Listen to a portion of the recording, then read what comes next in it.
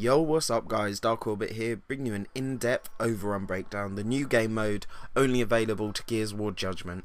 OverRun is a class-based attack and defend kind of system, where if you're the cog, you're defending generators that the locusts have to attack and destroy.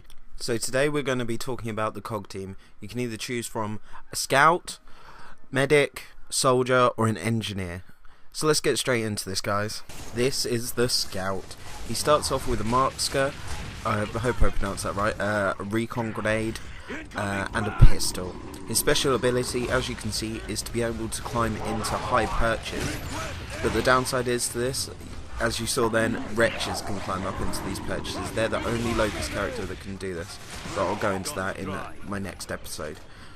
He is a very strong character, except for the fact that he runs out of ammo very quickly. Like a lot of the other classes, they complement each other. For instance, when given maximum time on an ammo crate, he is actually able to hold 90 rounds of markscar. In addition to this, he carries a recon grenade that shows off enemies' positions through cover or behind cover. Also, it gives your team a damage boost for anyone highlighted in that area that is very helpful in later rounds against bigger enemies that are much harder to take down without being in this radius. So the way I recommend using this character is to stay back, don't rush into your battles, and just pick your enemies off at will with lots of ammo. Also, your recon grenade is the second fastest replenishing item on the cog team, so make sure to keep chucking them out there at choke points to give your teammates the best intel as possible. Look at that headshot. Very strong against low level characters. Anyway guys, this covers my spotter, and if I've missed anything out, please leave a comment.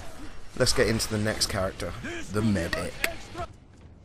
The medic is essential to having a good round on OverRun.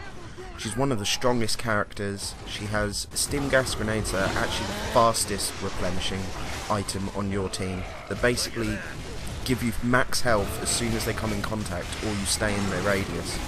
She also has a sawn-off that is very strong against big enemies, actually incredibly strong, and a lancer just for backup. So I tend to use the lancer until I get to the big enemies or things like that. As you can see, look how quickly that replenished itself. Got a stim gas. You can also throw it at teammates and they instantly get revived, and there's 2 medics at the moment on my team doing that. This basically means you're invincible. As soon as you walk into that stim gas, you can't actually die unless you're blown up by a big explosion or shredded by a shotgun. You can't get lancered down, and if you do get lancered down by a big enemy, you will get revived straight away. So this character is immensely strong, guys. I didn't think she would be, but as you can see, she only starts off with 2 sawn-off shots, and as soon as I can, I try and replenish some ammo by using Coltrane's ability. So that really covers the medic, one of the strongest characters and the most helpful, even though you wouldn't think it. And let's get into the third class, the good old Coltrane, baby. Woo! Coltrane is the soldier class. He starts off with the brand new Bushka that is like a boom shot that bounces and has timed explosions. So it's very good for bouncing it behind corners. He also has a lancer as standard, and he is able to throw ammunition. Like I said earlier on in this video, he helps out the spotter very well and the medic. In addition to this, Coltrane has the most amount of health on the cog team, so don't be afraid to get in there and throw those Bushkas bouncing around. He is also able to replenish himself with ammo, but is much quicker to replenish it off a teammate's soldier class. So I highly recommend using Coltrane if no one else is on your team using him.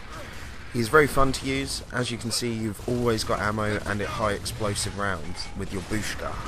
So he is very fun and it never gets stale using him. So let's get into the last character. It's Baird, the engineer, last but not least, one of the strongest characters in the game.